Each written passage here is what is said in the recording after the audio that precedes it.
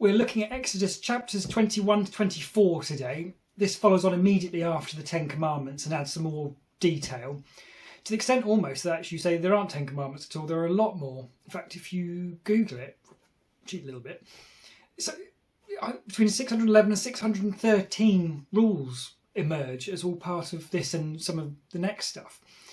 So it's quite a big section just with lots and lots of very specific rules. It opens up talking about rules relevant to servants, and there's a lot of limitations of what you can do to your servant, clearly designed to, you can't just go out and beat your servant to death and all the rest of it. That's not okay. But it is still people as property, and God is putting rules on to control this. But obviously in modern times we have another word for all the things of having servants that you own and all the rest of it, and slavery just isn't cool. But apparently back in this time God is sort of endorsing that, which is very odd. The penalty of being put to death emerges very early on in this, and is the default punishment for quite a lot of crime. So murder, the response is punishment, as is attacking your parents, as is kidnapping, perhaps fair enough from kidnapping. It's also being put to death for cursing your parents. If you are a sorcerer, we'll come back to that, and if you go all Sodom and Gomorrah with your pet donkey, then that also is punishable by death. Not clear if that's a punishment that needs to be invoked very often, but clearly there's some strange people around in biblical times. On the sorcerer front, this flagged up in the plagues, back in episode 14, I think it was, where Moses does his stick on the floor, turns into a snake just to prove that he's got the backing of God and has the power to do these sort of things. And I think also turns the water into blood. And the Pharaoh calls for his sorcerers, who managed to replicate both of those. As we said at the time, it's not clear to what extent that was achieved. But this is now the second mentioning of sorcerers. And it's like, you're telling me that sorcerers are real? Next thing you'll be telling me that Ghostbusters is a real documentary or something. I did give this a little Google in terms of what does the Bible mean by a sorcerer. And it seems to largely relate to some sort of interaction with spirits, or attempting to interact spirits in order to circumvent God to some extent. But the Plagues of Egypt Pharaoh story, that was clearly someone turning a stick into a snake. I mean, whether it was a trick or not, it's suggesting that that's basically magic, isn't it? So, yeah, I don't know if the Bible's now trying to tell us that magic is real. I don't know, we'll have to keep an eye on what the Bible says a sorcerer is, because you certainly don't see them walking around the high street these days, do you? I hope not. The rules can get into quite specific stuff. Like, for example, there's actually a rule for how you would deal with a situation where someone's dug a pit and then a donkey has come along, donkeys figure quite heavily, falls in this pit, then it's in this book, it's in the book. What do you have to do about this? There's a very interesting one, and it's specified, do not follow the crowd when they are doing wrong. And I mean, whilst that's not specified what that doing of wrong might be, that's an interesting principle for life there, actually, isn't it? Because you kind of think dumb stuff being done a lot tends to sort of normalise, and then that can evolve society. So I'm not going to inflict my judgments of what I think is possibly negative and what has gone downhill in society. But we can all think of examples of where dumb stuff has happened. You think, well, actually, if that hadn't become normal, then the world would probably be a bit of a better place. And God seems keen to ensure that the potential for those negatives is somewhat limited, which seems like a good idea.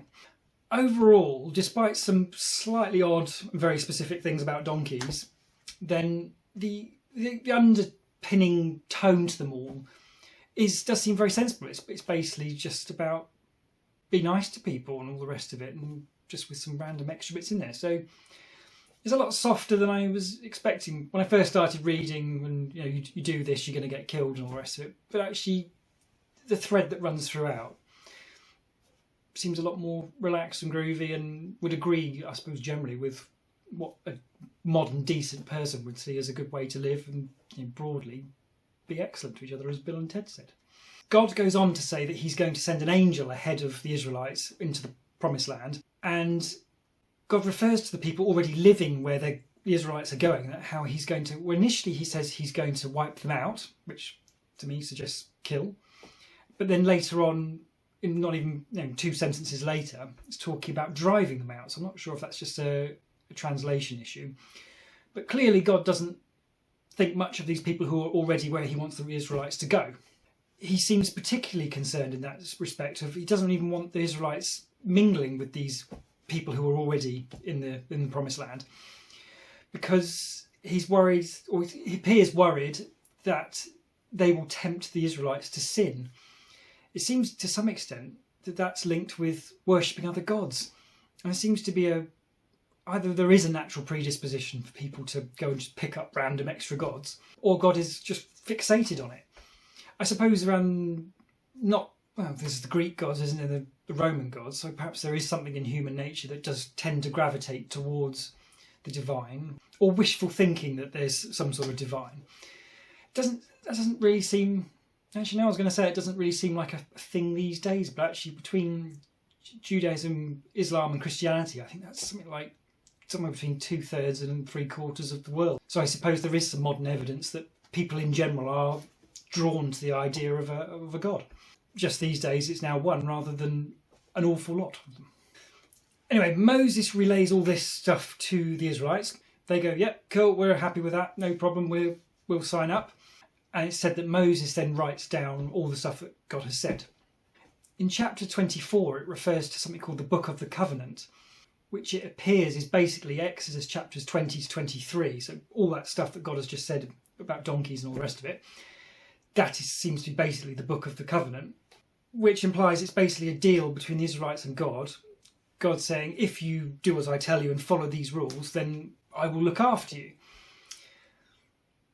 There's a very interesting part in that, because if the Israelites do then behave as God has said, then we're going to see what God has intended for humans, because it's a very explicit deal. You do as I say in these rules, you get the good stuff. So it's not, to be fair, specify what the good stuff is, but they will find favour with God, certainly God will look after them. So if there is any suffering and all the rest of it, that should be interesting and telling for God's designs on life. There's a slightly odd bit where God invites Moses to come and approach him, and it says no one else must. Just definitely no one else can come up there. But then he seems to change his mind like a sentence later, and suddenly about 70 elders from the Israelite tribes pop up to come in. Then it says they see God and they have some lunch. It doesn't seem that God has lunch, so we haven't just suddenly discovered what God's favourite lunchtime snack is. But a lot of people clearly saw God, which I suppose is odd after all the smoke and the aversion to people seeing him. They say, no, it's fine, it's all right, actually we're going to let them see. Nothing else seems to be said about that at this point so far, but it feels like a sort of a mini inconsistency, or there's just some other detail missing that we just don't have. After that, Moses then goes up to the top of the mountain, just Moses this time, and it seems this is in order for God to give him the stone tablets on which the Ten Commandments are written. But as a sort of a by the way on the end, it mentions that Moses is up there for 40 days and 40 nights, and it's not immediately obvious what he was there for, so it'd be interesting to find out later if there was something to that, or if it's just a random, they were just hanging out playing cards or something. Whilst not a lot happens in that, I do like that bit, because it is very interesting, that part, because it gives us some sort of insight into what God is looking for from people. Bear in mind, there's been almost no rules. There's been the odd occasional bit up until now, but suddenly there's this great big download of rules. It looks like there's going to be 10, then suddenly there's, oh no, there's more, oh no, there's more, and then some guidelines and all the rest of it. So God is making clear what he expects of humans, which is kind of what part of this project is about, to find out what that is. But yes, very interesting, and I think the next bit will be good to see. Do the Israelites keep up their end of the covenant? Somehow I have a suspicion no. I'm not sure why particularly.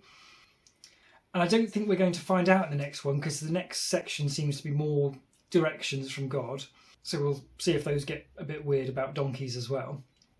And then hopefully at some point shortly we'll find out if the Israelites hold up their end of the bargain and see what results for them because of that.